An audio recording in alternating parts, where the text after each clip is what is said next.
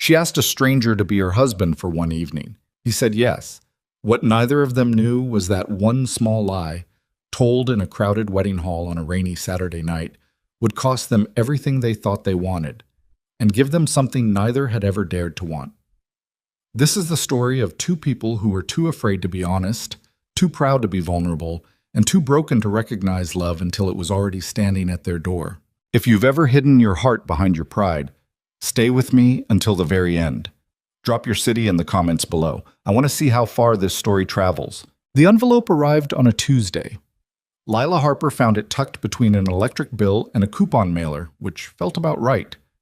Good news in her life had always had a way of hiding between problems. She stood in the narrow hallway of her apartment, still wearing her work shoes, the rubber soles leaving faint, damp marks on the hardwood floor she kept meaning to refinish. She turned the envelope over once, then twice. Cream-colored, heavy stock.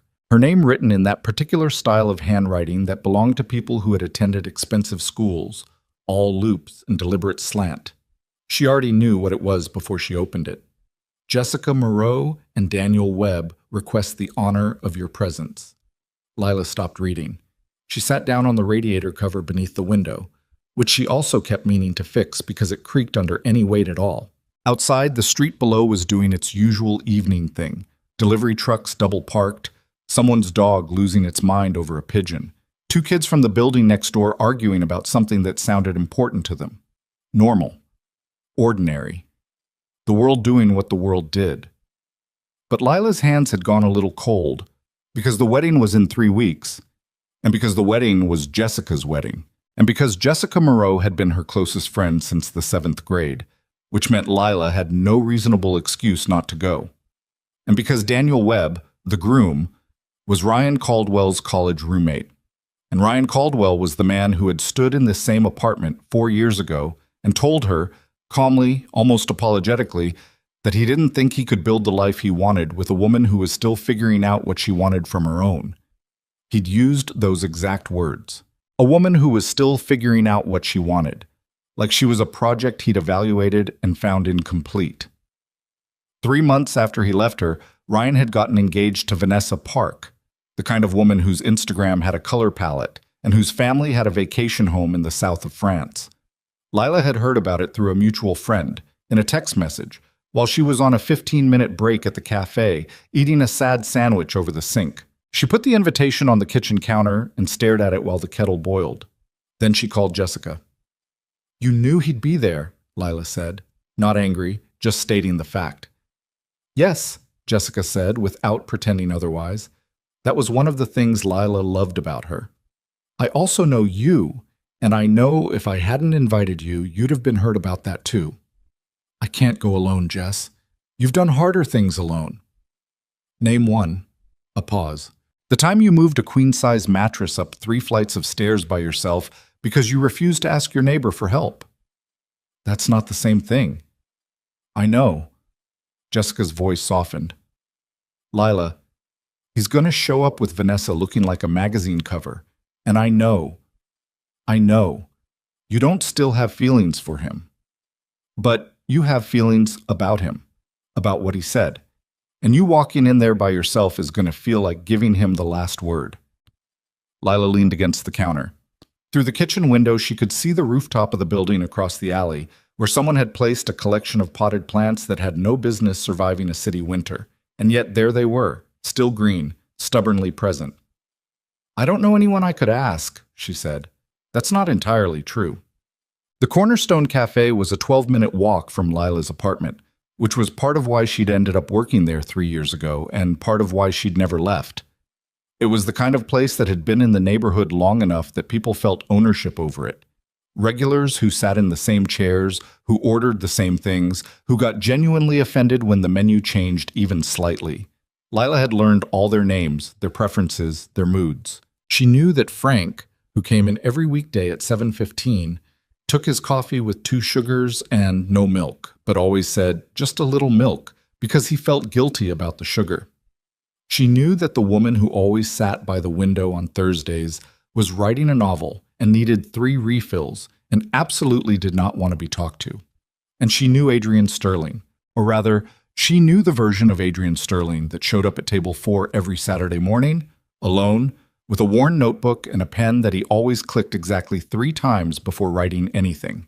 He ordered black coffee and whatever the daily special was, without asking what it was first, which Lila had always found either very trusting or very incurious.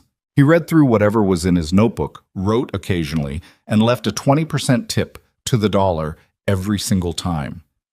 He was quiet in a way that felt deliberate rather than shy. Not cold, just contained.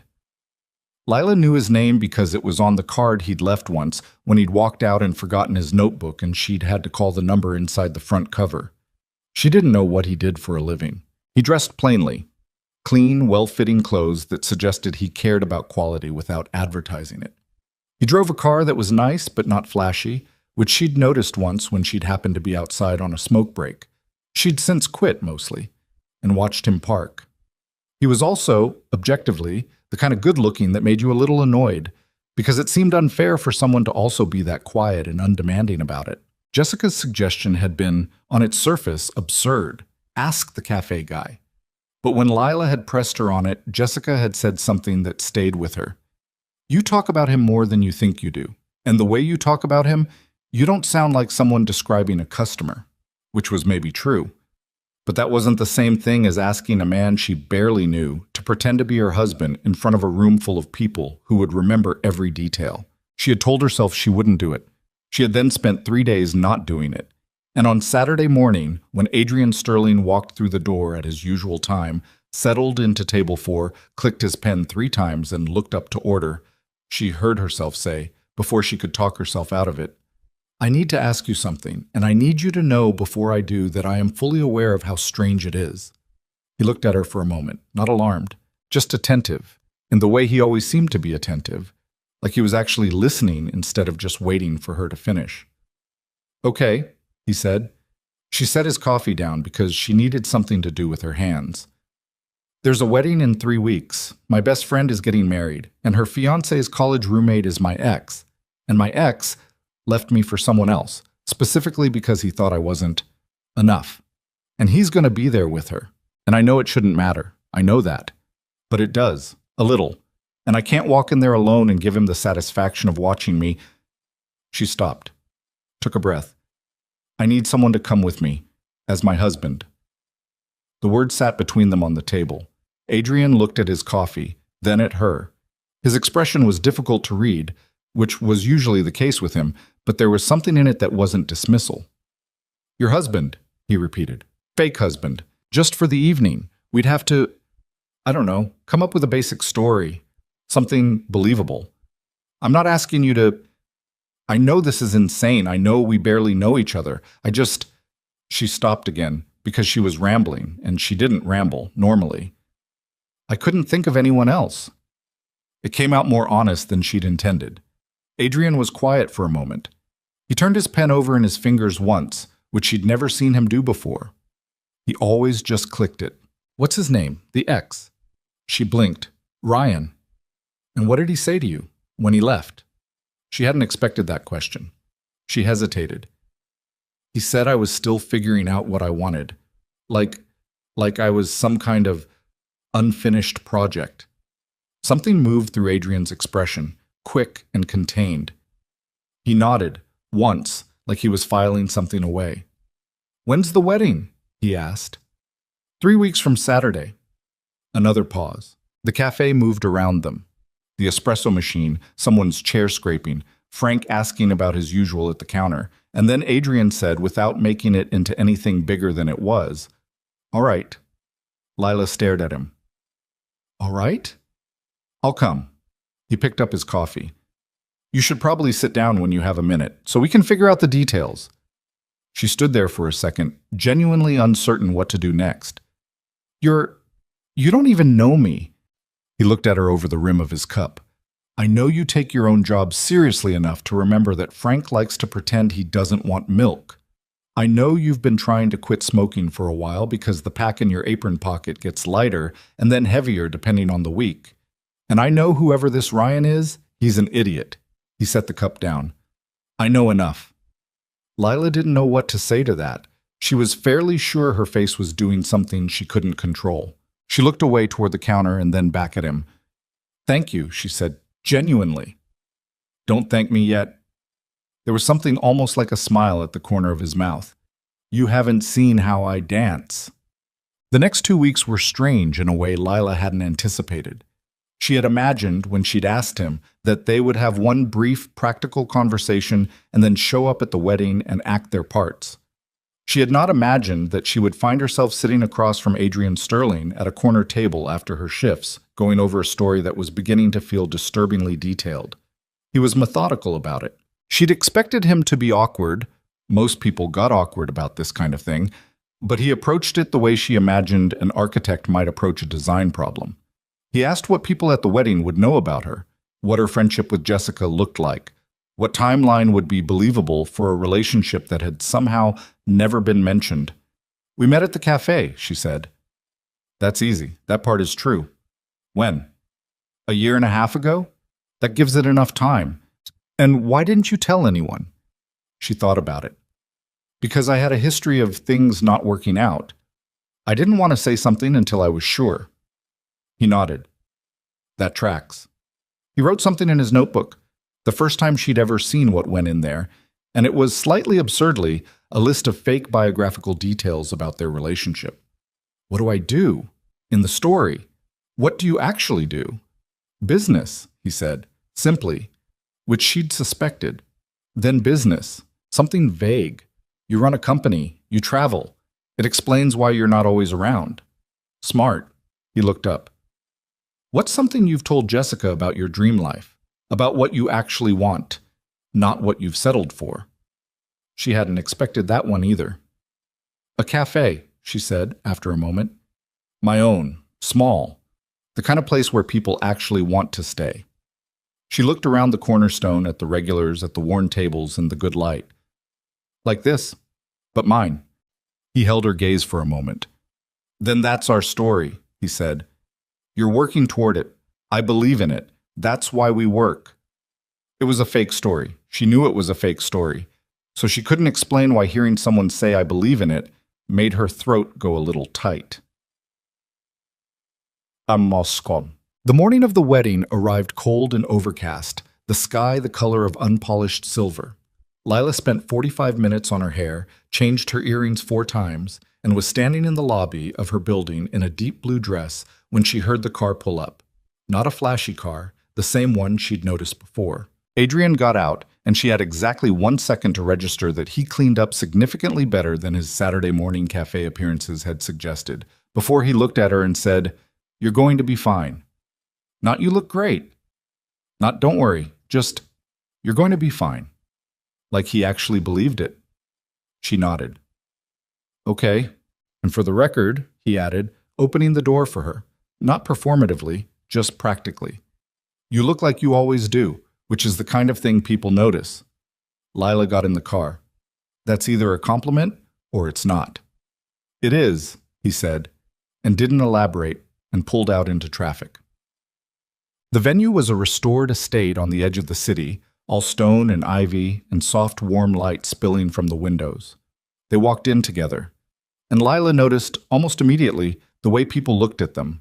Not because of her, she understood, because of him. There was something about the way Adrian moved through a room.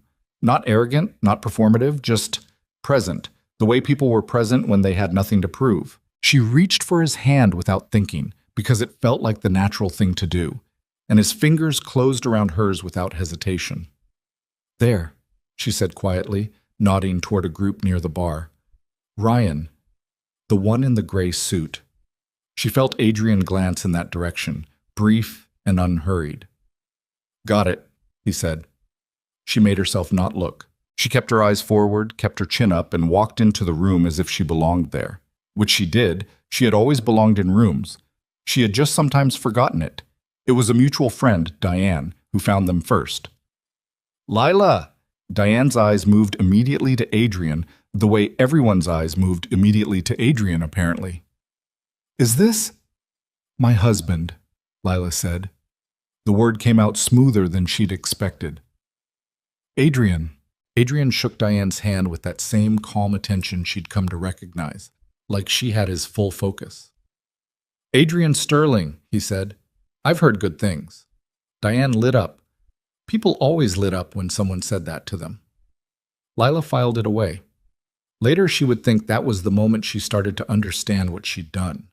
Not the lie she'd understood from the start, but the other part. The part where this particular man, in this particular room, at her side, felt disturbingly, dangerously, like something she hadn't known she was missing. Across the room she caught Ryan looking at her. He looked confused, she noticed. And then he looked at Adrian. And something shifted in his expression that Lila couldn't quite name, but recognized somewhere deep and old. She turned away first. She didn't need to see any more than that. The ceremony itself was beautiful, the way Jessica's ideas always were. Honest and a little impractical and exactly right anyway. She cried through the vows, which she hadn't expected, and felt Adrian press a folded pocket square into her hand without comment, which she also hadn't expected. She kept it. She cried a little more. During the reception, they danced once, a slow song that Lila hadn't known was going to hit her somewhere in the sternum. And she noticed that Adrian danced the way he did everything else. Not particularly flashy, not stiff, just present and steady. He held her the right distance. He didn't make it into something it wasn't, which made it harder somehow to remember that it wasn't. "He's watching," Adrian said quietly, close enough that she could hear him over the music. "I know," she said. "Do you want me to do anything about it?" "No." She shook her head slightly. "I just want to not think about him for a minute." "Okay," he said. And somehow she didn't. Somewhere between the first dance and the cake cutting, Ryan found her alone near the bar. He was a little drunk. Not enough to be embarrassing. Enough to be honest. "He seems," Ryan started, then stopped. "You seem happy." "I am," she said, simply. "He knows what he has," Ryan said, which surprised her, because it sounded less like an observation and more like something else entirely. "He does," she said, and then because she was done being gracious, "So did you. You just decided it wasn't what you wanted." Ryan opened his mouth, closed it, looked at his drink. Lila picked up her glass and walked back toward the table where Adrian was talking to someone she didn't know, making that person feel, from the look of it, like the most interesting person in the room. She sat down next to him, and he shifted slightly in her direction without breaking his conversation. A small, unconscious move, and she thought, "This man I have known for 3 weeks just made me feel more protected than someone I dated for 2 years. She didn't let herself think about what that meant. Not yet. The evening wound down the way good evenings did. Not all at once, but in pieces. People drifting toward goodbyes, the lights softening, the music slowing. They said goodnight to Jessica, who hugged Lila long and said nothing about Adrian except that she liked his shoes, which meant she liked him quite a lot. In the car on the way back, they were quiet for a while. Then Adrian said, "You did good tonight." "We did good," she corrected. He looked at the road. "Yeah," he said. "We did." She watched the city move past the window. The lights and the wet streets and the ordinary, unremarkable life of a Saturday night. And she thought about how nothing about this evening had gone the way she'd imagined when she'd slid that invitation back into the envelope. She'd expected relief, maybe. The satisfaction of walking away with her dignity intact. She had not expected to feel, pulling up to her building, something that felt very much like not wanting the night to end. She got out of the car. He walked her to the door, not because she needed it, just because he did. And at the door she turned and said, "Thank you for everything." "It wasn't a performance," he said. She frowned slightly. "What do you mean?" He held her gaze for a moment. "I mean, I didn't have to pretend to like being there." He paused. "I didn't have to pretend much at all." He said it plainly, without drama, without any apparent intention of making it a moment. Then he put his hands in his pockets. "Good night, Lila." She watched him walk back to the car. She stood on the steps for a moment longer than she probably should have. Then she went inside, changed out of her dress, sat on her bed, and looked at the ceiling for a long time. The invitation was still on the kitchen counter. She'd meant to throw it away. She didn't that night. The invitation ended up in her recycling bin on Sunday morning. Then on Sunday afternoon, she took it out again and put it in the drawer with the takeout menus and the spare batteries and the other things she didn't know what to do with. She told herself it was because she might need to remember the date for something. She told herself that for about 4 days before she stopped bothering to explain it to herself. The thing about the week after the wedding was that it was supposed to return to normal. That was the whole point of a one-night arrangement was, you did the thing, you went home, the problem dissolved. Lila had understood that going in. She had been sensible about it. She had not allowed herself to read anything into the way Adrian held her hand when they walked into the venue, or the pocket square he'd pressed into her palm during the ceremony, or the particular quality of his attention when she spoke. The way he listened like the words actually mattered to him, not like he was waiting for his turn. She had been very sensible about all of it, which made it annoying the following Saturday when she found herself checking the time at 9:47 in the morning and thinking about whether he'd come in. He did. At his usual time, with his usual notebook, and he sat at table 4, and when she brought his coffee, he looked up and said, "How are you feeling about it, the wedding?" She set the coffee down. "Better than I expected." "Good." He nodded, like that was the conclusion he'd hoped for. He opened his notebook. She stood there for a second longer than was strictly necessary. You're not going to say anything else about it?" He looked up again, mild. "What else is there to say?" "I don't know. Most people would ask for details, or make it into a bigger thing." "Most people like drama for its own sake," he said. "Did you walk away feeling like yourself?" She thought about it honestly. "Yeah, actually." "Then that's the whole story." He looked back at his notebook. "The special today? Mushroom frittata. I'll have that." She walked back to the counter, and she was aware, with the kind of awareness that you can't argue yourself out of, that she was smiling. She didn't analyze it. She just refilled Frank's coffee and got on with her morning. But the Saturdays kept coming, and Adrian kept showing up. And somewhere between the wedding and the 3rd week of November, something shifted in the texture of his visits, a quality to them that had changed without either of them explicitly changing it. He started staying a little longer. She started stopping by his table when she had a free minute, rather than just when he needed a refill. They talked about small things, a book she'd mentioned once that he'd read, a neighborhood restaurant that had closed down, the particular difficulty of maintaining a potted plant in an apartment with bad light. One morning she told him about the storefront she'd walked past on Clement Street, empty for 3 months now, good bones, wrong price. She'd said it the way she'd trained herself to talk about the cafe dream, lightly, with built-in distance, the way you talked about something you'd decided not to want too much. Adrian had listened without interrupting, which he always did, and then he asked, "What's the wrong price?" She told him. He nodded, making no particular face about it. "And the right location?" "That corner's perfect. The foot traffic, the morning light on the east side." She stopped herself. "It doesn't matter. It's not the right time." "That's different from the wrong price." "Adrian, I'm just pointing out they're separate problems," he said. "One's a number, the other's a decision." She looked at him. "You are very annoying," she said, and she meant it mostly as a compliment, and from the slight shift in his expression, he knew that. She thought about that conversation for the rest of the week. The thing she hadn't told him, the thing she told almost no one, was that the dream had started before Ryan, and Ryan leaving had nearly killed it. Not because he'd taken it from her, because he'd made her feel, without saying it directly, that it was naive. That wanting a small cafe in a neighborhood that would probably gentrify past her anyway was the kind of dream that confirmed she was thinking too small. He'd said it as observation, not cruelty. She'd spent 2 years afterward not being sure which one it was. Adrian had asked what the wrong price was, like it was a solvable equation. She hadn't been ready for that. 3 weeks after the wedding, he asked her if she wanted to get coffee sometime, which they both acknowledged in the moment was a slightly absurd thing to ask a person who worked in a cafe.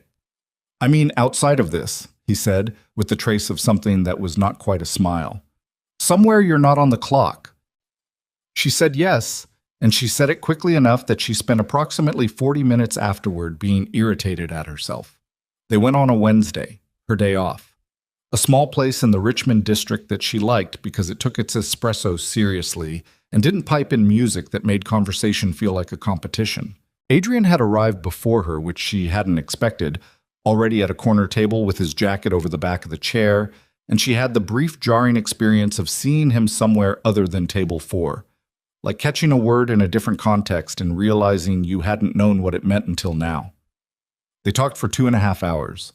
She knew this because she checked the time when they finally stood up and felt a genuine, irrational shock that it had been that long. They'd covered ground she hadn't expected.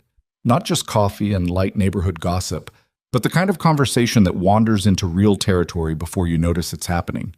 She found out he had a daughter, 7 years old, whose name was Maisie, and who had recently become obsessed with origami in a way that had resulted in an entire kitchen counter covered in paper cranes. He said this with the particular softness people got when they were trying to be casual about something they loved unreservedly. "How long have you been doing it alone?" she asked. He considered the question with his usual unhurried care. "Since she was 2. Her mother and I, it wasn't a bad ending, exactly. Just an honest one. We were better as people who shared a daughter than as people who shared a life." He turned his cup. "Maisie doesn't remember a time when it was different. I think that makes it easier for her. Maybe harder in other ways later. I don't know." "You worry about that." "Constantly," he said. "Pretty much every decision I've made in the last 5 years has that question underneath it. Will this be the thing she needed me to do differently?" Lila looked at him. "She's lucky. For the record." "You don't know that." "I know that you think about it," she said, "which is more than a lot of people do." He was quiet for a moment. And then he said, "What happened with Ryan? The real version, not the wedding version." She hadn't expected that. She shifted in her seat. "I told you, he said I was still figuring out what I wanted." "I know what he said. I'm asking what happened." She looked out the window at the street for a second. A woman outside was trying to fold a stroller with one hand and hold a coffee cup with the other, in the particular wrestling match that was the whole of parenting small children in a city. "He wasn't wrong," she said finally. "That's the part that stuck. Not the leaving. People leave, but the fact that he was right. I was figuring it out. I was 26 and working a job I'd taken temporarily 3 years before, and I still didn't have anything to show for." She stopped. "He made me feel like being a work in progress was a character flaw. It's not." "No," she agreed.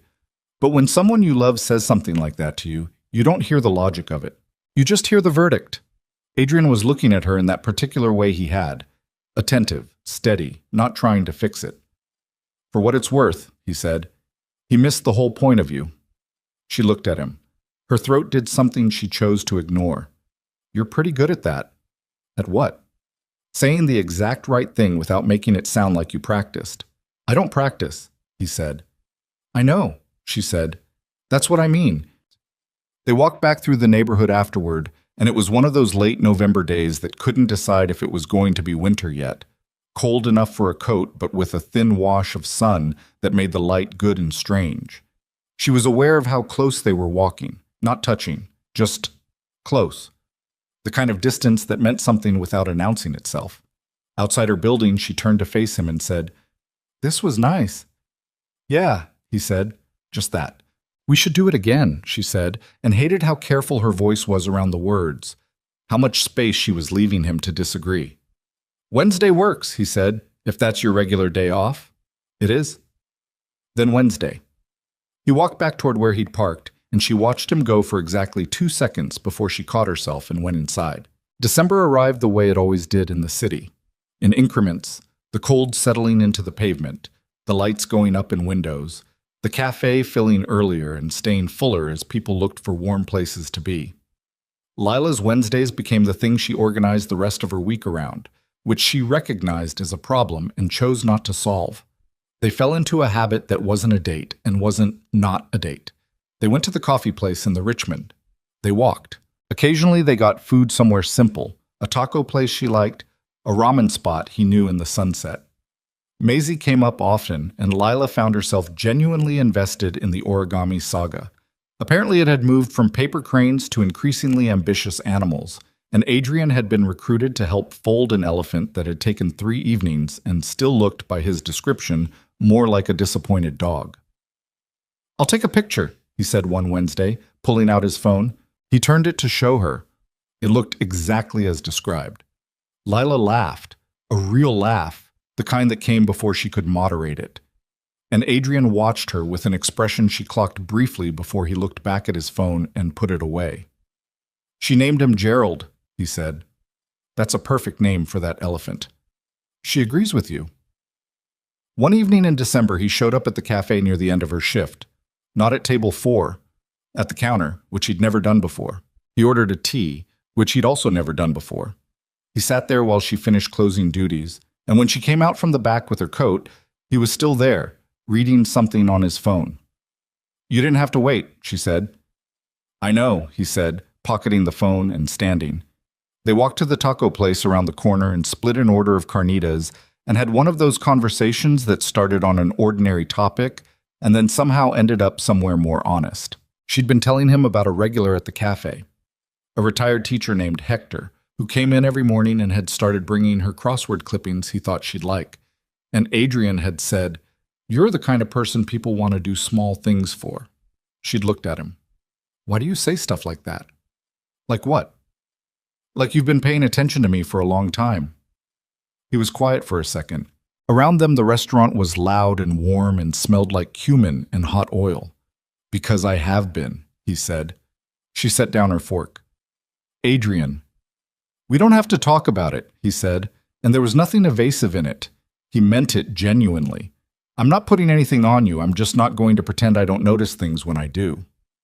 She looked at him for a long moment. The honest thing would have been to say, I notice things too. The careful thing was to let it sit without confirming or denying. She had spent a lot of time in the last year being careful. Careful had kept her safe in the thin, diminished way of not risking anything and therefore not losing anything. I notice things too, she said. He nodded. Something eased in his face, barely perceptible, the release of something held carefully in place. Okay, he said. Okay, she agreed. They walked back toward her street afterward, and this time when their hands were close enough that it would have taken nothing, she reached over and took his hand. He didn't say anything about it, just held on, in that same unhurried way he seemed to do everything. At her door, she turned to him and said, I should tell you something. You can tell me anything, he said, and the simple confidence of it made her stomach do something difficult. She meant to say, I haven't done this right in a long time, and I'm not sure I know how. She meant to be honest about the fear in an organized, preemptive way, to get it on the table before it could become a problem. Instead, she said, the cafe on Clement Street. I looked at it again. Something shifted in his face. Not disappointment, more like recognition. And I measured it, in my head, the layout I've been thinking about for years. It fits. She shook her head slightly. I don't know why I'm telling you this right now. Because it matters, he said. You're telling me because it matters. She looked at him in the dim light of the building entrance, this man she'd known for 2 months, who had walked into a wedding as a favor and somehow ended up here, holding her hand on a December sidewalk. He was not perfect. She'd noticed the small things over the weeks. The way he went quiet when something was bothering him instead of saying so. The way he occasionally checked his phone with a look that suggested work pressure he never talked about. The way he deflected personal questions sometimes by answering precisely, but not fully. He was contained in ways she hadn't mapped yet, but his hands were warm, and he showed up. And when she talked about the cafe, he looked at her like the dream was already real. The price is still wrong, she said. Prices change, he said. She didn't say anything to that. She looked at the street, the wet pavement under the streetlight, the ordinary December night. And then she said, Do you want to come up? I'll make coffee. Real coffee, not whatever you've been drinking all evening. He looked at her. The tea was fine. It was hot water and a bag. I've watched you drink black coffee for a year. Come up. The corner of his mouth moved. Yeah, he said. Okay. She made coffee, and he sat at her kitchen table. The same table she'd sat at with the invitation. Back in October, back when he was still just the quiet man at table 4 who clicked his pen exactly 3 times. He looked different here.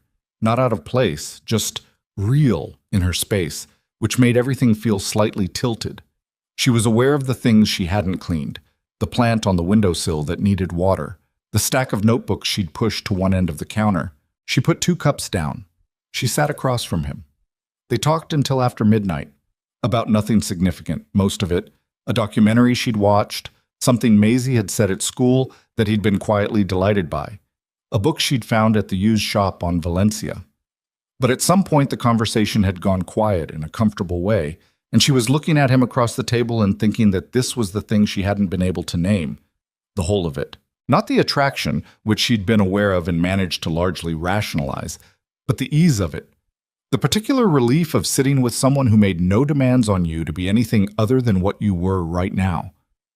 She was 30 years old, and she had spent a long time being a work in progress in a way that felt like a failing. And here was this person looking at her like the work was the whole point, like the figuring out was the interesting part. When he left, just past midnight, she stood at her window and watched the car move down the street until it turned at the corner. She went and watered the plant on the windowsill, which she had been neglecting for 2 weeks.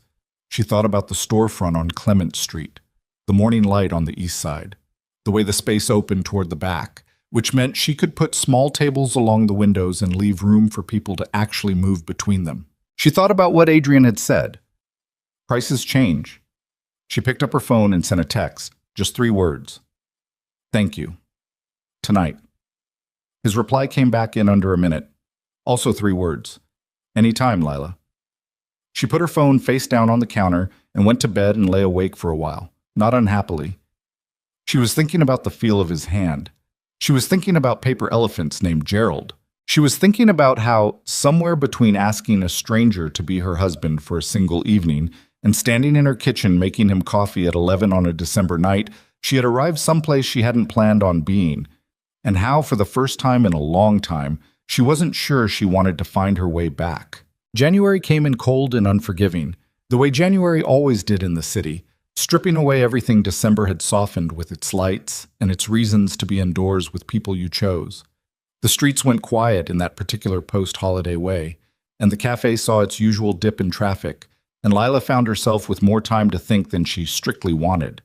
She and Adrian had not given what was happening between them a name. She suspected this was mutual and deliberate, a kind of silent agreement not to pressure the thing by defining it too early, the way you didn't press on a bruise to check if it still hurt. They saw each other on Wednesdays. He still came in on Saturdays.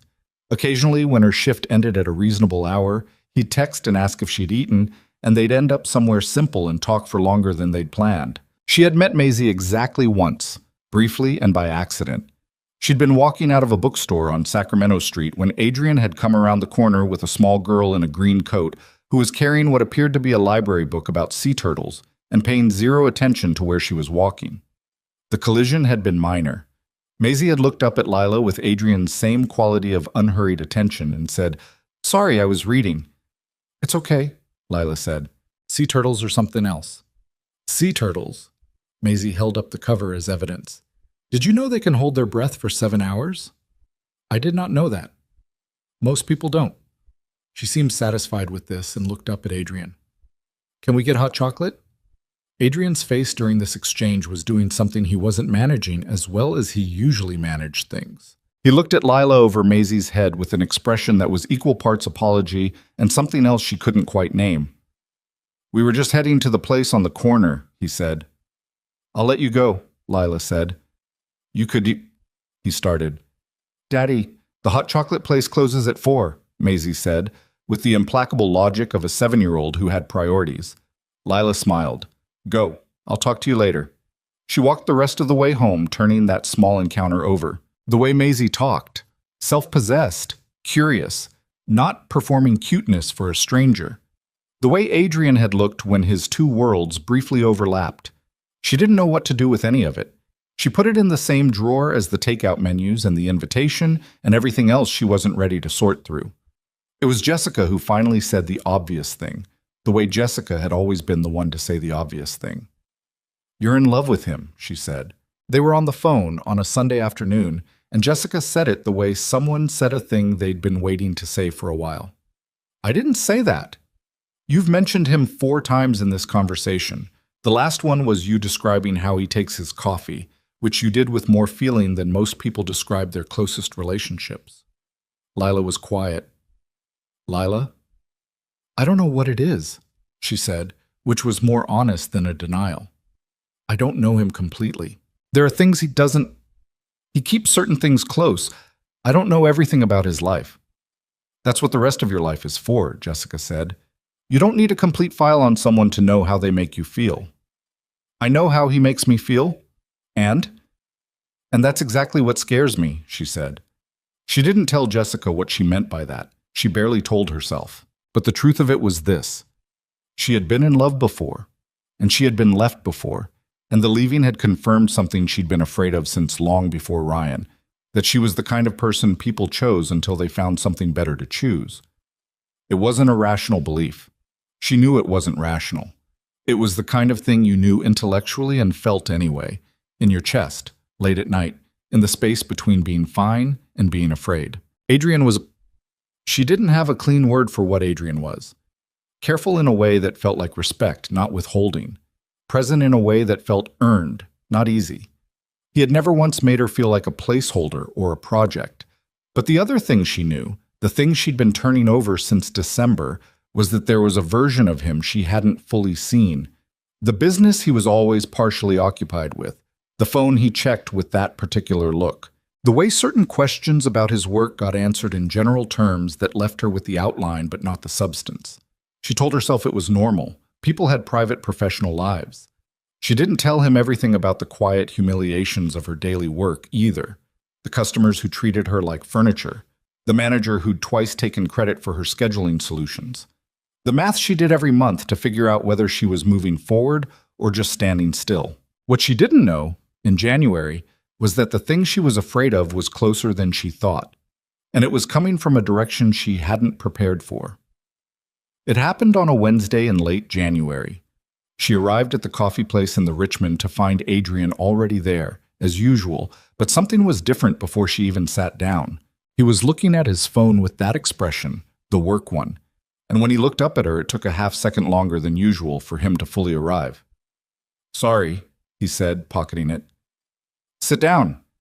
How was your week?" "Good. What's wrong?" "Nothing's wrong." "Adrian?" He set his hands flat on the table. It was a gesture she'd come to recognize, the thing he did when he was deciding how much to say. "There's a situation with the Singapore expansion," he said. "Some restructuring that didn't go the way it was supposed to. I've been managing the fallout for about 2 weeks." "Singapore?" She hadn't known there was a Singapore anything. She'd known about the business in the way you knew about weather in a city you'd never visited. General concept, no specifics. "The company has operations there," he said. "It's a significant part of what we do internationally. There are decisions I need to make in person that I've been trying to delay." She looked at him. "In person, meaning I'd need to go there," he said, "for a while." The table was between them, and the coffee was getting cold, and the restaurant around them was doing its usual lunch service thing, people moving and talking, and Lila was doing the calculation she hadn't known she was about to have to do. "How long is a while?" 4 to 6 months, he said. He said it evenly, not hiding from it. "Possibly longer, depending on how the restructuring goes." "Oh, 4 to 6 months." She nodded slowly.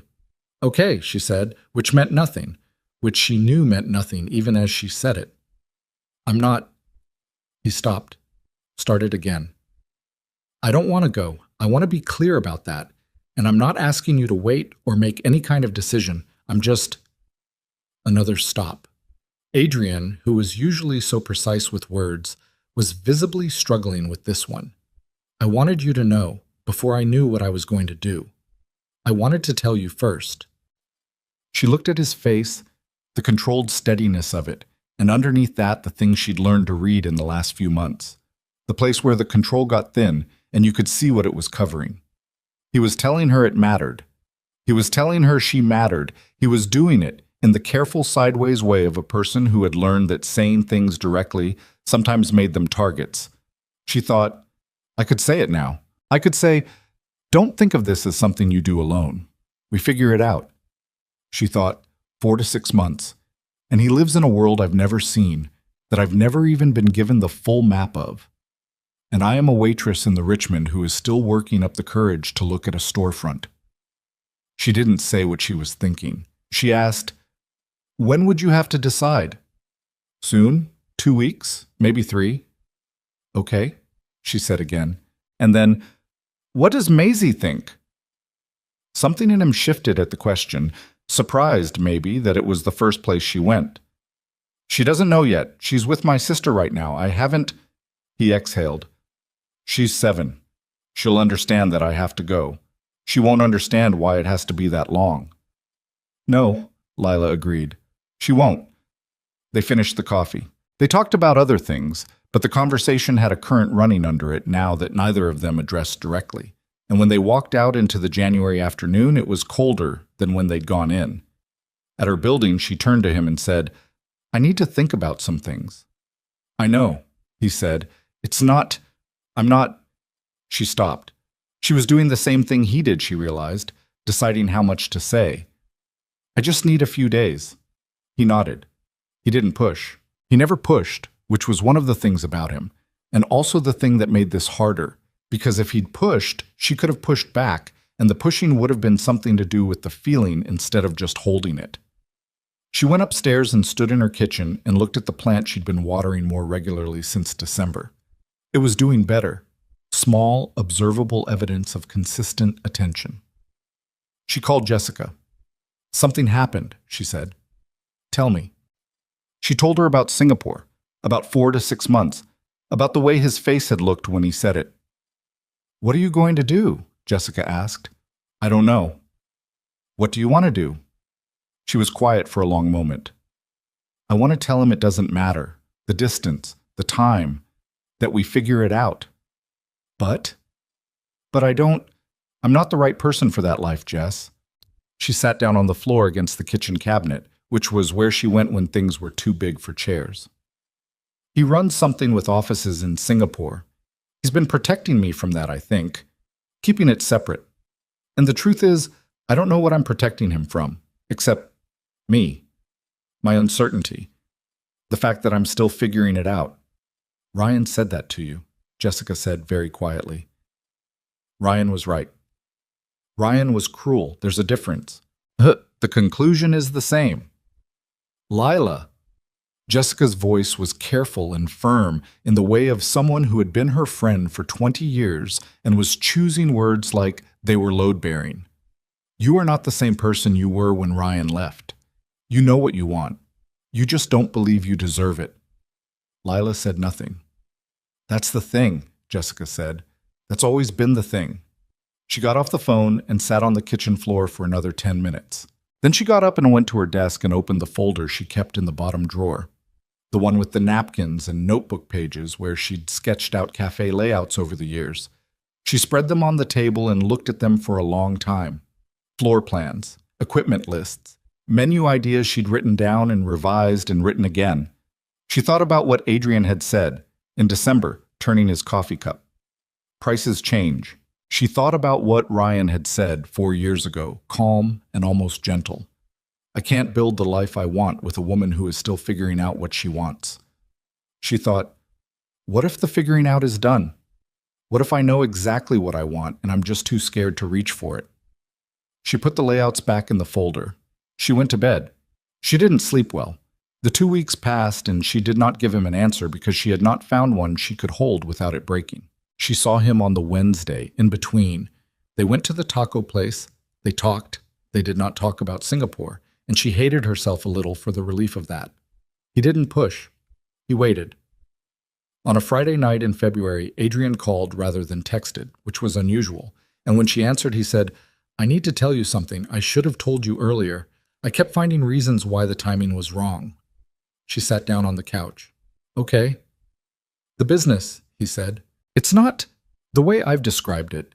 It sounds like a company, which it is technically, but it's larger than I've led you to believe. A pause. Considerably larger. The air in the room changed quality. How large? I'm on the list, he said. The Forbes list. Have been for 3 years. The Singapore office, the restructuring.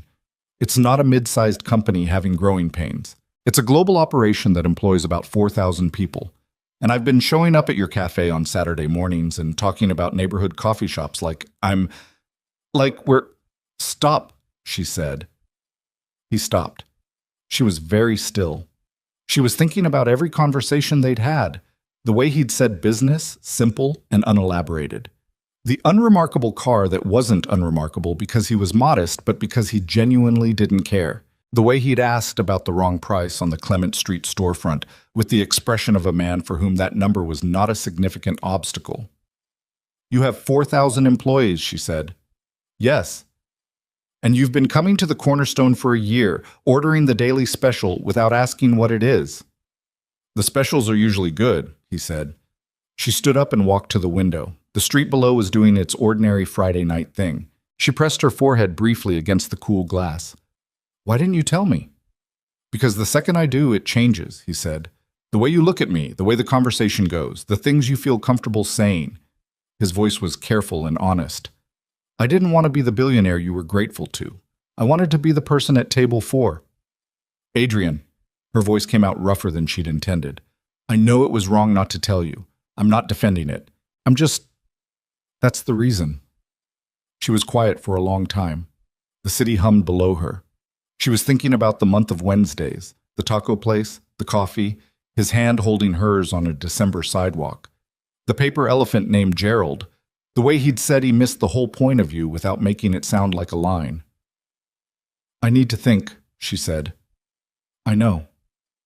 About all of it. Singapore. This." "I know," he said again. She hung up and sat down on the couch and didn't move for a long time. And what she felt sitting there was not betrayal exactly. It was more like vertigo. Like the room she'd thought she was in had turned out to have much higher ceilings than she'd known, and she was still trying to figure out where the floor was. He called the next morning. She let it ring. Not because she was angry. She wasn't, or not mostly, but because she hadn't found solid ground yet and she was afraid of what she'd say from this altitude. She went to work. She made coffee for Frank. She refilled the woman by the window who was writing her novel. She went through the motions of her morning, which she was good at, which she had always been good at, and somewhere between the 9 o'clock rush and the 11 o'clock lull, she made a decision that she understood, even as she was making it, was the wrong one. She was going to let him go. Not because she didn't love him. She had stopped pretending she didn't love him sometime in December, lying awake after he'd left her apartment past midnight. But because she had stood in that kitchen and looked at her cafe layouts and understood something about herself that she should have understood years earlier. She could not build what she needed to build while also being the person who held on to someone whose world was 4,000 employees and a Singapore expansion and a Forbes list she hadn't known to look for. She would shrink herself to fit, the way she'd always shrunk herself to fit, and she would resent it eventually, and the resentment would turn into something neither of them deserved. She told herself this. She repeated it with some regularity over the following days. She did not examine it too closely, because she knew if she did, she would find the other thing underneath it. The simpler and more shameful thing, which was that she was terrified, that she had been chosen by someone extraordinary, and she did not know how to be worthy of it, and it was easier to decide she wasn't than to find out by trying. She called him on a Tuesday. She had planned what she was going to say, which turned out to be irrelevant. "I've been thinking," she said. "So have I," he said. "Adrian, what happened between us, the wedding, all of it, I think it came at a specific time for a specific reason. You were there when I needed someone to help me close a chapter. And that meant something, and I'm not saying it didn't, but I think—" She stopped. She was gripping the phone too hard. "I think you have a life that I don't fit into, not the way you'd need someone to fit." A silence. Then, "I never asked you to fit into anything. I know you didn't. Lila." His voice was quiet. Not cold, quieter than usual, which was saying something. "Tell me this is actually what you think, not what you're afraid of." She closed her eyes. "It's what I think." It wasn't. She knew it wasn't. But she said it clearly, with enough conviction that he couldn't argue with it, because she needed him to not argue with it. She needed him to go. The silence on the other end lasted long enough that she started to wonder if he'd put the phone down. "Okay," he said finally. The word was flat and careful, the voice of a person absorbing something they hadn't prepared for. "If that's where you are." "It is," she said. "Then I won't. I'm not going to push you." A pause. "You know how to reach me, if that changes." "Adrian." I hope the cafe happens, he said. I mean that. It'll be exactly what you want it to be. The line went quiet, and she sat with the phone in her hand for a long time, not moving, listening to the traffic outside and the sound of the building around her. The pipes, the radiator, the low, continuous hum of a city that kept going regardless. She put the phone on the counter. She went to the window. The street was doing what the street did. No drama, no ceremony, just the ordinary ongoing life of a Tuesday afternoon. She stood there until her feet ached. Then she went and sat at the kitchen table, and the cafe layouts were still in the drawer, and she didn't open it. She did not cry right away. She managed about 4 days before it caught up with her. Alone in the break room at the cafe on a Saturday afternoon, sitting on an overturned milk crate, pressing the heel of her hand against her mouth so no one would hear. It was not pretty crying. It was the kind that happened when you'd held something too long and your body finally stopped cooperating. She had pushed away the best man she'd ever known. She had done it clearly and deliberately and with both hands. And the worst part, the part that sat heaviest, was that she had done it in his voice. She had told him he should go using the same logic Ryan had used on her 4 years ago in the same apartment, calm and almost gentle. She had become the thing she'd been afraid of. She washed her face and went back out to the floor and refilled Frank's coffee. And he looked at her with the particular perception of old men who had seen a lot of Tuesday afternoons and said, "You look like you're having a day." "I am," she said. "Those pass," he said. "Most of them." She managed a small, real smile. "Yeah," she said. "I know." She kept the cafe layouts in the drawer. She didn't open them for a while, but she didn't throw them away. The months without Adrian had a specific texture that Lila hadn't anticipated. She'd expected absence to feel like absence, a clean, empty space where something used to be. What she got instead was more like a low-grade interference, the way a bad radio signal didn't give you silence but gave you static. He wasn't there, but the not-there-ness of him was present in everything. The Saturday morning slot at table 4, occupied now by a rotating cast of strangers, none of whom clicked their pens. The taco place on the corner she hadn't been back to. The Wednesday afternoons she filled with errands and cleaning and things that needed doing and that she did thoroughly and without any particular feeling. She worked. She picked up extra shifts in March when one of the other servers had a family emergency and needed 2 weeks covered. She saved money with the focused, almost punishing discipline of someone who had decided that if she couldn't have one thing, she was going to build another. The cafe layouts came out of the drawer in late February, not with hope exactly, but with the particular determination of someone converting heartbreak into fuel because the alternative was just sitting with it. She called the number on the Clement Street storefront sign in March. The owner was a tired-sounding man named Mr. Baxter, who had been trying to lease the space for 7 months and was approximately 1 bad quarter away from negotiating. "The price is still higher than I can manage," she told Jessica on the phone after the call. "How much higher?" she told her. "That's not nothing," Jessica said, "but it's not impossible either. For me, it is, right now. Have you looked into the small business grants, the city program?" "I'm looking." She had 3 browser tabs open about it on her laptop. She'd had 3 browser tabs open about it in various configurations for about 6 months. "It's competitive. So are you." She appreciated that Jessica still said things like that. She didn't always believe them, but she appreciated them. Spring came in the way San Francisco spring came. Not dramatically, but gradually. The light changing quality before the temperature did. Something in the air going from closed off to tentatively open. The cafe got busy again in the way it always did when people remembered they wanted to be outside.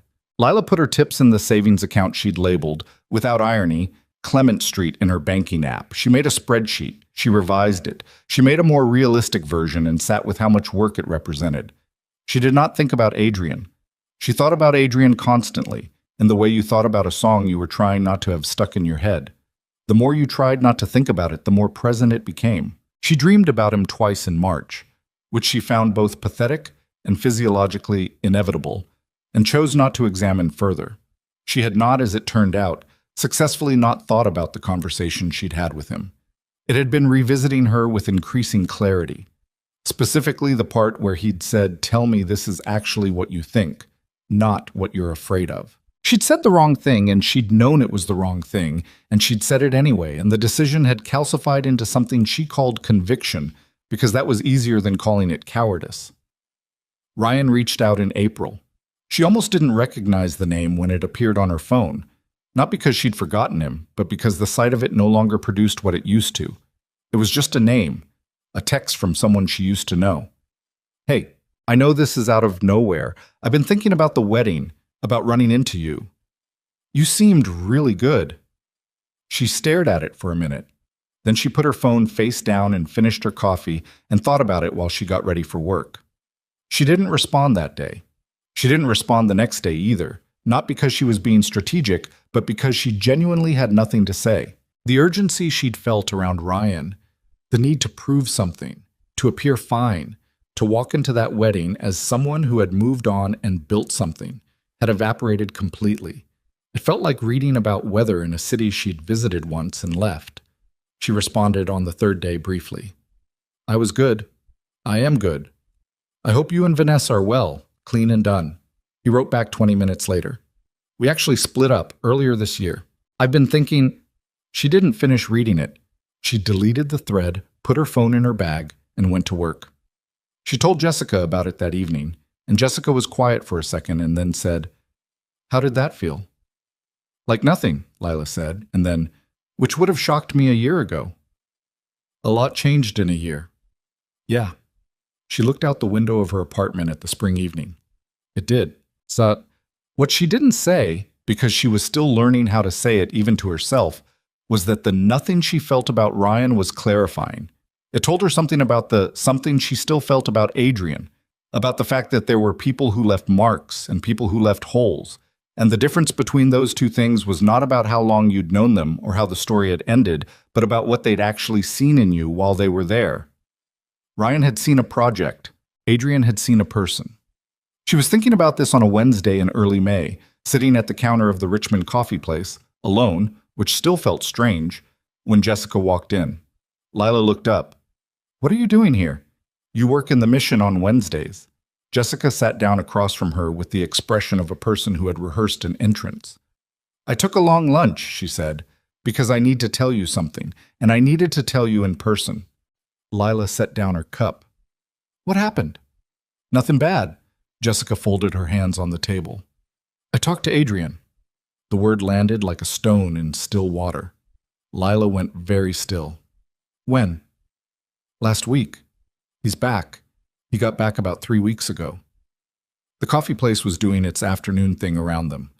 Someone's laptop, a couple sharing a pastry, the low instrumental music that was always slightly too quiet to identify. Lila was aware of all of it in sharp peripheral detail, in the way you became aware of your surroundings when something in the center required all your attention. "You called him?" she said. "I called him," Jessica confirmed, "because I've been watching you for 3 months be very competent and very focused and very obviously miserable, and because I know you, and I know that if I waited for you to do this yourself, we'd be here in 2 years having the same conversation." "Jess, let me say what I need to say." Jessica's voice was firm and kind at the same time, which she was very good at. "He came back early. The Singapore thing resolved faster than expected. Or he made it resolve faster. I don't know the details, but he's been back for 3 weeks. And I asked him directly, whether he was over it, whether he'd moved on." Lila wasn't breathing especially well. "What did he say?" "He said no." Jessica looked at her steadily. "He said he'd been trying to figure out whether reaching out to you would make things worse. He didn't want to push. He said that was apparently something he'd been managing for months. The not pushing." Lila looked at the table. She pressed her thumbnail against the edge of her coffee cup. "He also said something else," Jessica continued. "He said he understood why you pulled back. He said, and I'm quoting him, 'I didn't tell her the truth about my life early enough for her to make an actual choice. She made a decision without all the information. I'm not sure I'd call that her walking away.'" Lila's throat did the thing she'd been managing for months now. "He said that. He said that." She sat with it. Outside the coffee shop window, a woman walked past with a dog who was wearing a raincoat despite the perfectly dry afternoon, and the dog looked deeply resigned to its situation. And Lila noticed this because she needed something small and ordinary to look at for a second. "I'm not the right person for him," she said. Not with conviction, more like an old habit she was checking to see if it still fit. Jessica looked at her. "Lila, you broke up with him because you were afraid. That's not a judgment. I understand why. I've watched you build walls since Ryan.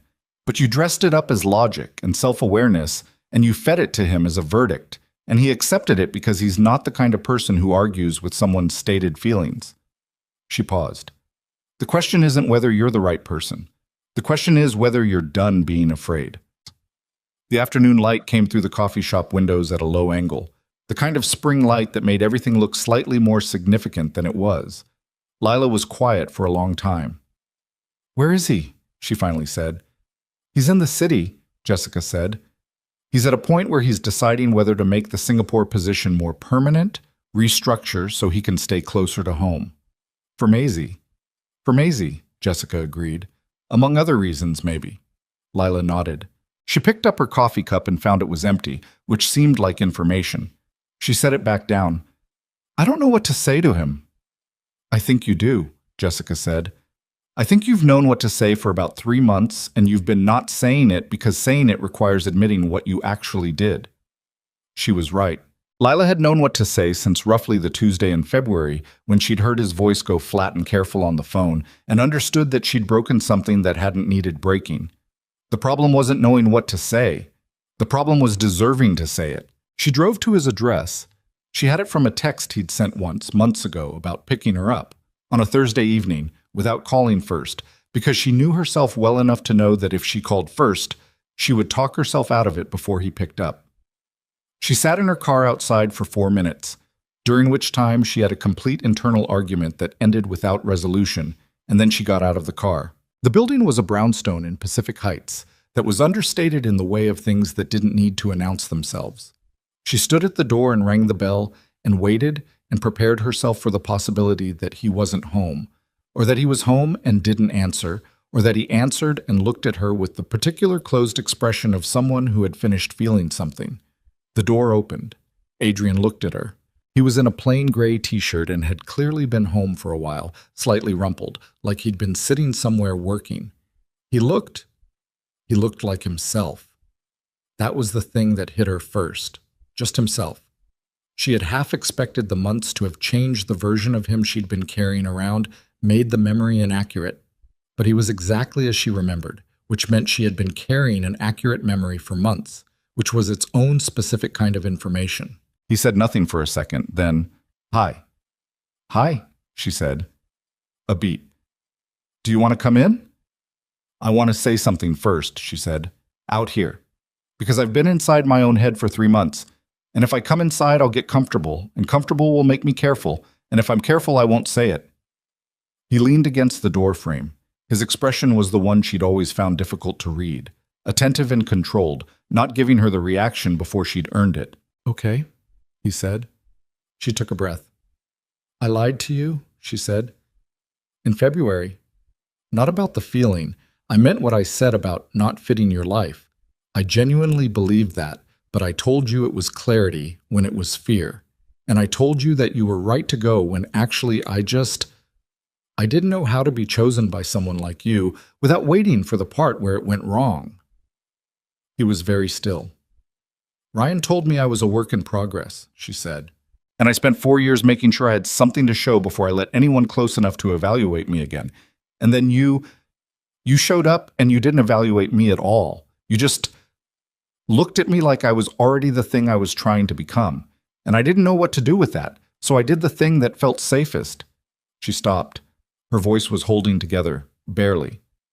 "I sent you away, and I told myself it was for your benefit. And that was a lie, I told myself, and it was also the worst thing I've done to someone in a long time." Adrian had not moved from the doorframe.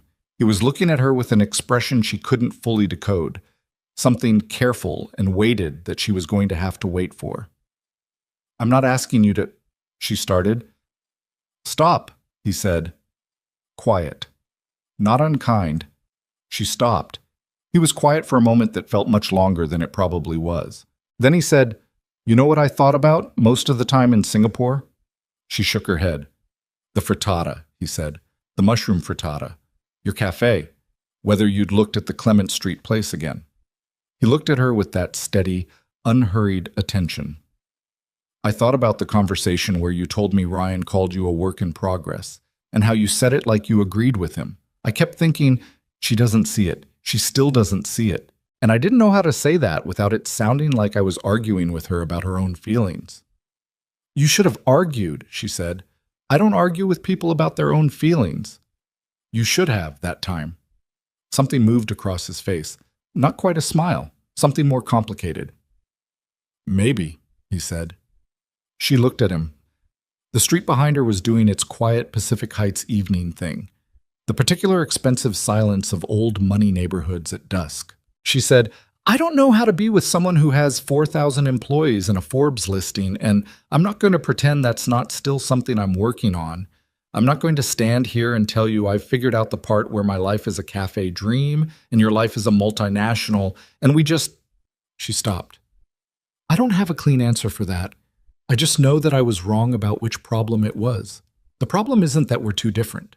The problem was that I was too scared to find out if different mattered. He was quiet for a long beat. Then he pushed off from the doorframe. Come inside, he said. Adrian, Lila. His voice was quieter now, stripped of the careful. Come inside. Maisie's at my sister's tonight. I'll make coffee. Real coffee, not a bag in hot water. And we'll talk about the complicated parts. He looked at her. I'm not asking you to have it figured out. I never asked for that. She looked at him for another second. Then she nodded and walked through the door. The inside of the house was... She hadn't known what she expected. Something polished and designed, maybe. What she got was a home that looked lived in by a person who cared about specific things and was indifferent to others. Good furniture, but not arranged especially carefully. Books everywhere, and the disorganized way of books that were actually read rather than displayed. On the kitchen counter, a paper crane, slightly lopsided, and next to it what was unmistakably the paper elephant named Gerald, who had not improved with time. She looked at Gerald for a moment. Her throat did the thing again. She sent him ahead, Adrian said, coming into the kitchen behind her. She's been lobbying to get a cat. Gerald is apparently a negotiating tool. Smart kid, Lila said, terrifyingly. He filled the kettle. He looked at her. How are you, actually? Not in the general sense. I'm working on the cafe, she said. Seriously, I applied for the city small business grant. I've been saving. She paused. I looked at the Clement Street place again last month. Mr. Baxter came down on the price.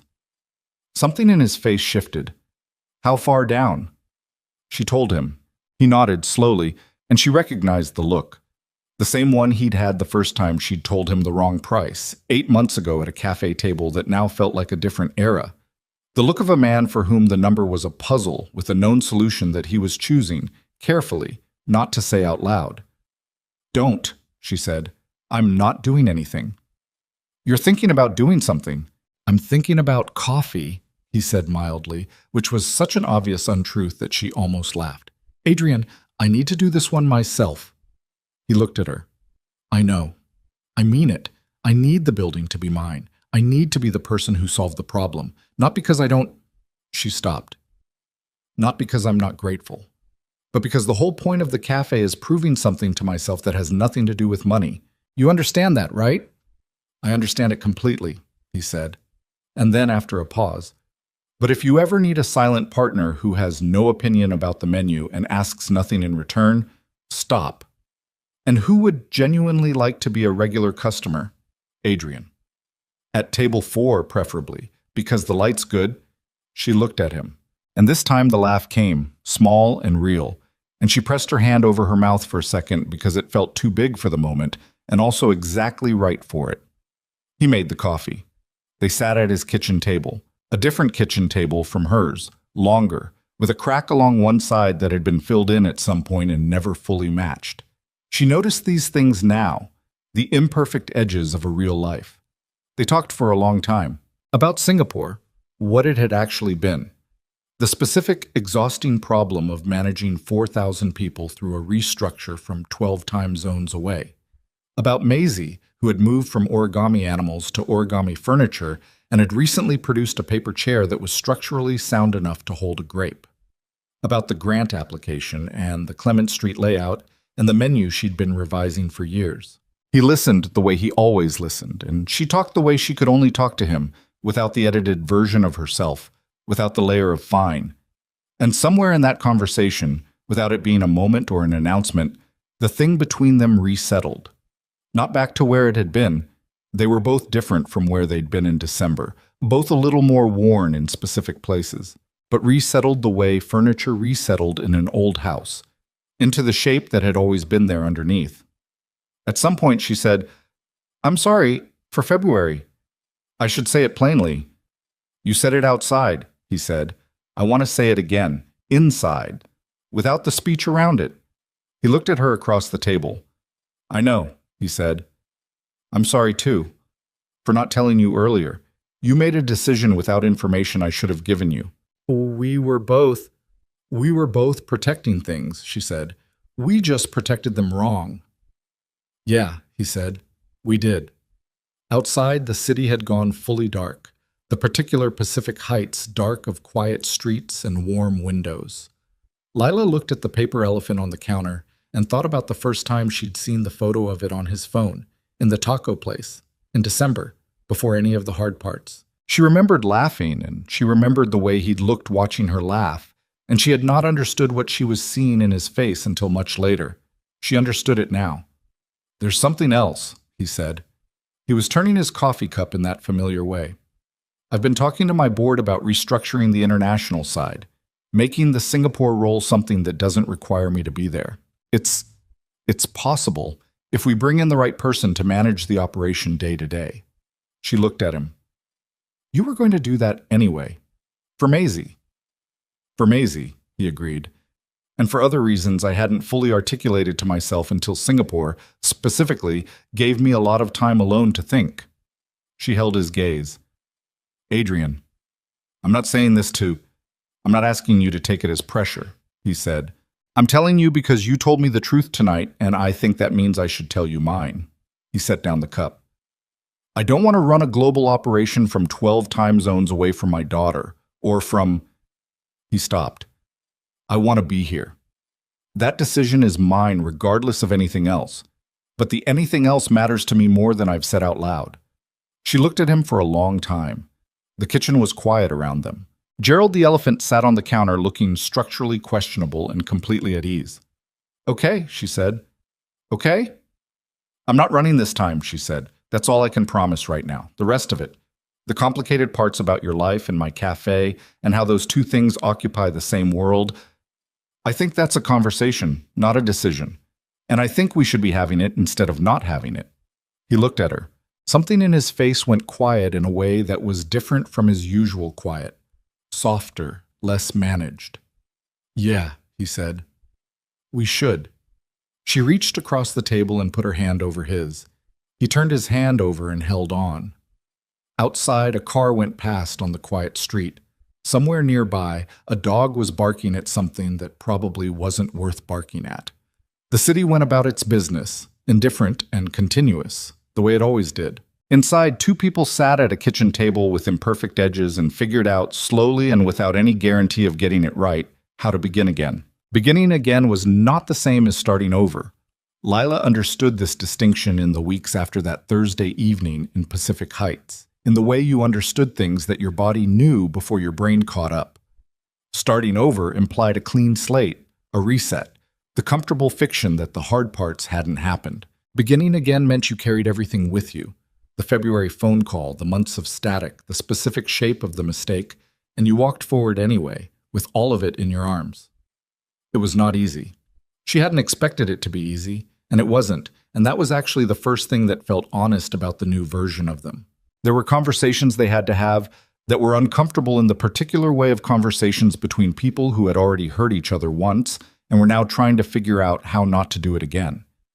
She told him things she hadn't said in February, about Ryan, about the years of feeling like a rough draft, about the way his money had felt less like a fact about him and more like evidence that the gap between them was unbridgeable. He told her things he hadn't said either, about the loneliness of being in rooms full of people who wanted things from him, about how the cornerstone on Saturday mornings had been, for a long time, the only place in his week where he felt like a person rather than a position, about how he'd agreed to be her fake husband at a wedding, not because it was a small thing to do for someone in need, but because it was a reason to be near her that she'd offered him, and he'd taken with both hands. "You could have just asked me to dinner," she said, when he told her this. They were on his couch, a Sunday afternoon in May. Maisie at a birthday party for another hour. Outside the window, the city was doing something beautiful, with the late light that neither of them were looking at. "I didn't think you'd say yes," he said. "I would have," she said. And then, because she wanted to be fully honest, "Probably, eventually. I was aware of you." "I know," he said. "I noticed you noticing." She looked at him. "That's unsettling." "You're not subtle," he said, with something that was unmistakably a smile, and she picked up a throw pillow and hit him with it, and the throw pillow knocked Gerald the elephant off the side table where he'd apparently been relocated, and they both looked at Gerald on the floor, and Maisie arrived home 40 minutes later to find the elephant on the kitchen counter with what appeared to be a tiny paper bandage Adrian had constructed for his ear. And she did not ask questions, simply accepted this development and went to find a snack. The complicated parts existed and did not resolve overnight. They were still there. The wealth gap, the life gap, the sheer difference in the scale of what they each moved through daily. Lila had thought about this a lot in February, and most of what she'd thought had been fear dressed as logic. But underneath the fear, there were real questions that didn't vanish just because she'd been brave enough to knock on his door. She raised them one Wednesday in June in the Richmond coffee place, their place, which they'd reclaimed without discussing it. "I need to say something that I don't want you to fix," she said. He looked at her. "Okay. The money is still... I don't know how to be the person who doesn't have it, next to the person who does. That's not something I can just decide not to feel." She turned her cup. "I don't want you to offer to solve problems for me. I don't want to move into a world I don't understand. I need to build my own thing. The cafe, my own income, my own proof that I can stand on what I built. And I need you to let me do that without quietly doing things in the background that make it easier than it is." He was quiet for a moment. "That's fair," he said. "I'm serious, Adrian. If I find out you called Mr. Baxter..." "I haven't called Mr. Baxter. Or the grant committee. I don't know anyone on the grant committee." "That means you could find someone who does." "Lila," he held her gaze. "I hear you. I won't." A pause. "I want to be clear that watching you not ask for help when you need it is going to be difficult for me. That's my own issue. I'll manage it." She looked at him. "Thank you." "You're allowed to ask," he said.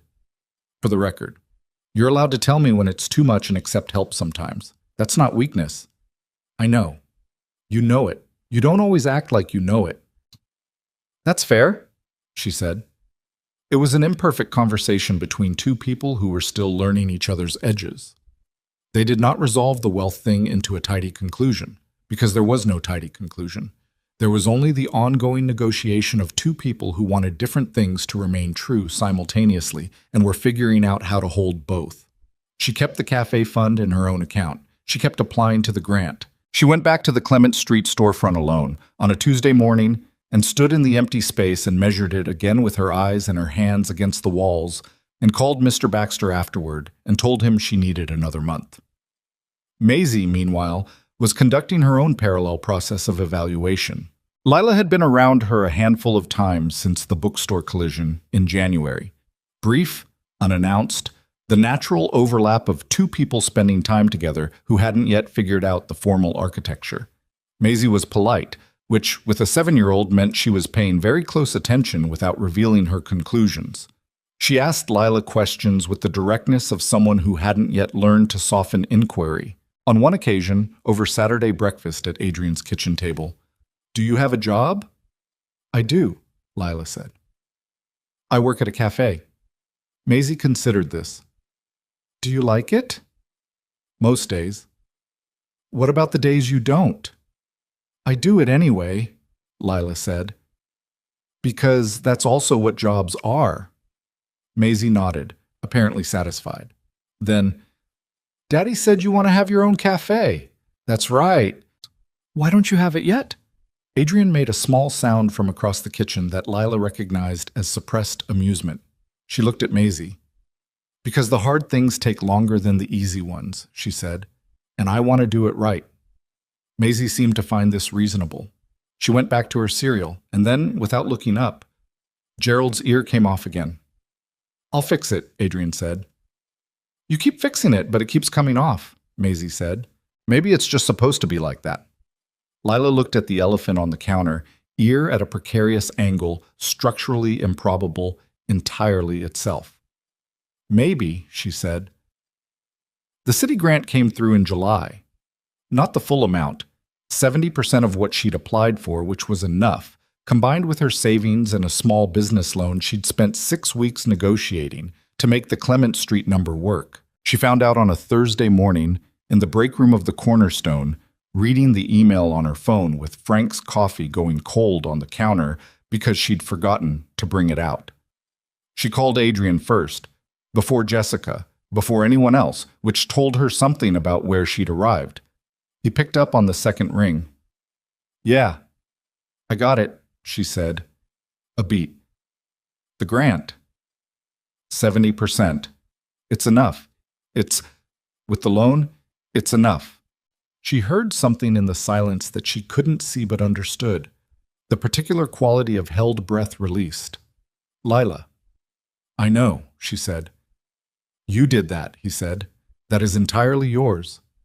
She pressed her hand against her mouth for a second, in the break room, alone, standing next to the shelf of extra napkins. I know, she said again, and her voice did the things she'd stopped trying to control around him. She called Mr. Baxter 40 minutes later. The signing happened the first week of August, in a lawyer's office that smelled like coffee and old paper, which Lila took as a sign of nothing but found satisfying anyway. The keys were heavier than she'd expected, a practical, ordinary weight in her hand. She drove to Clement Street and unlocked the door alone, which she'd planned, because she'd wanted that specific moment to belong entirely to herself. She stood in the empty space, the afternoon light coming through the east windows exactly the way she'd imagined, better than she'd imagined. And she did not cry. She just stood there for a long time, letting it be real. Then she texted Adrian a photo of the empty space. Just that. No caption. He replied, Table 4. East window. I'm calling it. She laughed into the empty room, and the sound echoed in the best way. What followed was 3 months of the most exhausting and occasionally infuriating work Lila had ever done. The renovation was never on schedule. The contractor, a taciturn man named Delgado, who communicated primarily in grunts and gestures at structural issues, discovered a water problem behind the east wall that cost 2 weeks and more money than she had planned. She called the bank. She revised the budget. She moved the opening date back once, then again. She drove to Clement Street at 7 in the morning before her shifts at the Cornerstone and stood in sawdust and measured things and argued with Delgado about the position of the service counter and was right about it and had to prove it with 3 different diagrams before he agreed. Adrian showed up one Saturday morning in September unannounced with coffee from a place down the street and Maisie in tow, and they sat on overturned crates in the half-finished space while Lila walked them through what was where. Maisie wanted to know where the bathroom was, then whether she could help paint something, then whether the cafe would have hot chocolate, and when Lila said yes, she performed a small private nod of approval that was so much like her father's mannerisms that Lila had to look away. The light is exactly right, Adrian said, looking at the east windows. I know, Lila said. I told you it was. You did tell me. On Clement Street, 8 months ago, and you said, I said prices change. And you were right, she said, which I'm only going to say once. He looked at her with that expression she'd learned to read, the one he thought he was keeping neutral, but wasn't. Once is enough, he said. Ryan resurfaced one more time, in October, which Lila had not expected, and which turned out to be briefer than anticipated. He appeared at the Cornerstone on a Thursday morning, which she suspected was not accidental. He ordered a coffee, and she brought it to him, and he said, I heard you're opening something on Clement. I am, she said. That's great, he said, and he meant it. She could tell he meant it, which was easier and harder simultaneously. I always thought, Ryan, she said, not unkindly, I'm glad you're well. I've got tables. He nodded. He drank his coffee. He left a good tip, which she didn't expect, and he didn't come back, which she did. She thought about him for approximately 20 minutes that afternoon and then moved on to thinking about the service counter disagreement with Delgado, which was more pressing. That evening, she told Adrian about it, not because it was a big thing, but because she told him things now. The actual texture of her days, the small and large of it. And she'd learned that this was what intimacy actually was, not the grand gestures, the accumulated ordinary. How did that feel? He asked. Fine, she said. Like nothing, mostly. Like someone from a chapter I'd already finished. He nodded. He was quiet for a moment. For what it's worth, he said. I'm glad he was the idiot he was. She looked at him. That's a terrible thing to say. It's an honest thing to say. It's both, she agreed. The opening was set for the first Saturday in November. Lila spent the week before in a state of controlled panic that she managed by making lists and crossing things off and making new lists when the first ones ran out. The night before, she was at the cafe until 11, adjusting things that did not need adjusting, because she needed something to do with the fact that she was terrified. Not in the way she'd have been terrified of Ryan, or of Adrian, or of being left, but in the clean way of someone standing at the edge of something they'd built themselves and understanding for the first time that it was real. Jessica came and sat with her at 10, bringing wine in a bag and 2 plastic cups, and they sat at the table Lila had positioned in the east window, and Jessica said, "You did this." "We did a lot of it," Lila said. "You, Adrian?" "No," Jessica said. "I mean, you did this. The rest of us just watched." Lila looked around the space, the warm light they'd chosen, the tables that were slightly different heights because she'd found 3 of them at an estate sale and loved them too much not to use, the service counter where she'd won the argument with Delgado, the menu on the wall in her own handwriting because she'd hand-lettered it herself over 4 evenings. And it wasn't perfect, but it was hers. The plant in the east window that she'd brought from her apartment, the stubborn one that had survived 2 winters of inconsistent watering. "Yeah," she said, "I did." She didn't sleep especially well that night. That was fine. Some things deserved a sleepless night before them. Opening morning arrived gray and cold, which was November's prerogative, and the Cornerstone closed at noon on Saturdays, which meant Lila was able to work her shift and be at Clement Street by 1. The soft opening was friends and regulars, Jessica and Daniel, some of her Cornerstone colleagues, neighbors from the block who'd watched the renovation with the particular invested interest of people who lived near construction. Frank came, which she hadn't expected, and he sat at the counter and ordered a coffee and said, "Good light in here," and that was the entirety of his review, and she loved him for it. Adrian arrived at 2, with Maisie, who was wearing a coat with a hood shaped like a bear's head that Lila had never seen before and which she chose not to question. Maisie walked in and turned in a slow circle, assessing, and then said, "It smells good." "Thank you," Lila said. "What's that?" She was pointing at the plant in the east window. A plant that refused to die. Maisie considered it. "We should name it." "What would you name it?" A pause. "Steve," she said, with the certainty of someone who had given it no prior thought and needed none. "Steve," Lila said. "Done." Adrian stood back slightly, the way he did in new situations, letting Maisie take the space first, watching how things arranged themselves. He looked at the room. He looked at Lila. She crossed to him, and he said quietly, "You built this." "I built this," she said. He reached over and tucked a piece of hair back from her face, a small thing, and said nothing else because nothing else was needed. The afternoon filled and then overfilled, the small space warm with noise and coffee smell, and the particular energy of a room where people were deciding they liked being. Lila worked the counter herself, which she'd planned because she needed to know how the machine felt under real conditions, how the workflow moved, where the bottleneck was. There was a bottleneck at the espresso machine around 3 o'clock, and she fixed it on the fly by repositioning the milk setup, which she noted for the following week. The pastries from the bakery 2 blocks over sold out by 4. She'd underestimated by half. She noted that too. Maisie installed herself at a corner table with a book and a hot chocolate, and appeared to have no intention of leaving, which nobody objected to. Ryan was not there. She had not invited him, and he had not come, and she noticed the absence only to notice that she didn't feel it. The last customer left at 6:30, which was later than she'd planned to stay open, and also exactly right. Jessica and Daniel helped stack chairs. The Cornerstone colleagues filtered out one by one with the particular warmth of people who were genuinely happy for someone and slightly tired. Frank had left at 4, having finished 2 coffees and a scone, and given no other indication of his feelings, which was Frank. By 7, it was just the 4 of them. Her, Adrian, Jessica, Maisie, in the quiet that followed a room full of people. Lila stood at the counter and looked at what was left. A few crumbs, 2 coffee rings on the table by the window, the empty pastry case, evidence of a day that had happened.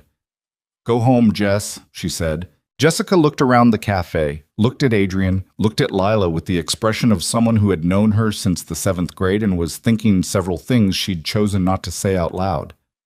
"Call me tomorrow," she said, and hugged her, and took Daniel and went.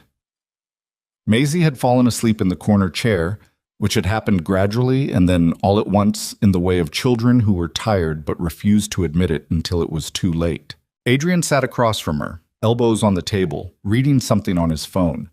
He'd set his coffee cup at the precise center of the table, which he always did, for reasons she'd stopped asking about.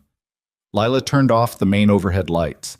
She'd left the string lights on, the ones she'd strung along the east window, warm and low, which she'd been arguing with Delgado about for 3 weeks, on the grounds that they were structurally unnecessary, and she didn't care. In the low light, the room looked exactly like the thing she'd been carrying around in her head for years. Better, in the specific ways that real things were better than imagined ones. The worn edge of the table by the window, the slightly uneven hang of the menu board, Steve the plant catching a bit of the warm light at an angle. Adrian looked up from his phone. He looked at the room and then at her. "Come here," he said. She came around the counter. He stood up and reached over and connected his phone to the small speaker she'd set up near the register. She heard him scroll through something, and then a song came on, something slow and unhurried that she half knew, the kind of music that existed for exactly this kind of situation. "We're not going to dance," she said. "We're going to dance," he said. "Adrian, I'm tired. I've been on my feet since 7 this morning." "I know." He held out his hand. 2 minutes. She looked at his hand. Then she took it, and he pulled her in, and they danced in the space between the counter and the east window. Not particularly well, not particularly badly, both of them tired in the comfortable way of a long day done. She had her head against his shoulder. She could see, over his arm, Maisie asleep in the corner chair, small and entirely at ease. She thought about the October wedding, the first time they'd done this, in a crowded room full of people they were performing for, neither of them fully knowing what they were actually doing.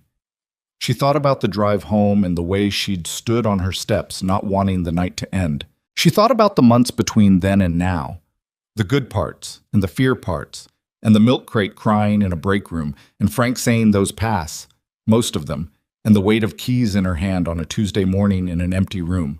She had spent years waiting to be finished, to be the completed version that deserved good things.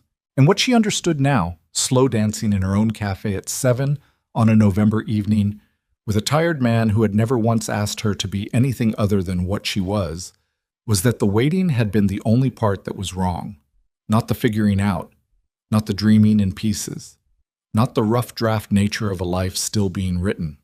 Those were not flaws. Those were the whole point. She lifted her head. "I want to say something." "Okay," he said. "I'm not going to be easy," she said. "Long term. I'm going to need things to be mine. I'm going to be stubborn about it in ways that are inconvenient. I'm going to have bad weeks where I don't communicate well and good weeks where I'm fine, and I'm not going to be able to tell you in advance which is which." "I know," he said, "and the cafe is going to take up a lot of space. For a long time. It has to." "I know that too. And Maisie," she glanced at the corner chair. "I'm not trying to be her mother. I'm not going to pretend I know how to do that or that it's simple, but I want—" She stopped, found the word. "I want to show up. For her. Consistently. In whatever way is right for her." He looked at her, The low lights were making his face harder to read than usual, which was saying something. "She asked me last week," he said, "if you were going to be around more." Lila's chest did something complicated. "What did you say?" "I said I hope so," he said. And she said, he paused, and she saw the thing in his face that she'd learned was the tell. The place where the control went thin because something mattered too much to fully manage. She said good, because she knew about the sea turtles. Lila stood in that for a moment. Then, 7-year-old logic is airtight. "It really is," he said. She took a breath. "I love you," she said. "I should have said it earlier. I should have said it in December at my kitchen table when I knew it was true, and instead I spent 2 more months being careful with it. So I'm saying it now plainly, without the careful." He was quiet for a second. In the corner, Maisie shifted in the chair and didn't wake. "I know," he said. And then, "I love you. I've been in love with you since approximately the Tuesday morning. You stood at table 4 and told me you were fully aware of how strange your request was, and then told me anyway, which is a very you thing to have done." That was 10 minutes into the conversation. "Yes," he said. "It was." She shook her head. "You are a deeply inconvenient person," she said. "So are you," he said. Fortunately, the song ended. A quieter one followed, or maybe the same one, She wasn't paying close enough attention. She put her head back on his shoulder. He held on. Outside, Clement Street was doing what it always did in the evening. The ordinary pedestrian traffic, a couple with a dog, a light changing at the corner, the city in its continuous unheroic motion. The kind of street that didn't know it was in anyone's story and would have been indifferent if it had. She'd chosen it because of the foot traffic and the morning light on the east side, and those things were still true. And they would still be true tomorrow morning when she came back to open and found out which part of the workflow she'd fixed correctly and which parts still needed work. There would be a lot of parts that still needed work. That was the nature of things you built from nothing. You didn't finish them and then have them. You had them while they were still becoming what they were going to be. She understood that now in a way she hadn't when she was 26, waiting to be completed before she showed up. The becoming was not the obstacle. The becoming was the whole story. Maisie woke up 20 minutes later, disoriented, and announced she was hungry, and Adrian said there was food at home, and Maisie looked at Lila and said, "Are you coming?" And Lila looked at the cafe. Her cafe, her lights, Steve the plant in the window, the evidence of a day full of people who had wanted to stay. And she turned off the string lights and picked up her coat and said, "Yeah, I'm coming." She locked the door. The 3 of them walked out into the November night, Maisie between them with her bear hood coat, talking about what she wanted to eat, and Lila had the strange and particular feeling of a person who had arrived somewhere they hadn't known they were looking for. Not because everything was resolved, not because the hard parts were done, but because the people beside her were real, and the ground beneath her was something she'd built, and the night air was cold in the straightforward way of things that were exactly what they appeared to be. She didn't have a word for it. She didn't need one. She just walked, in the ordinary dark of a November evening, toward whatever came next.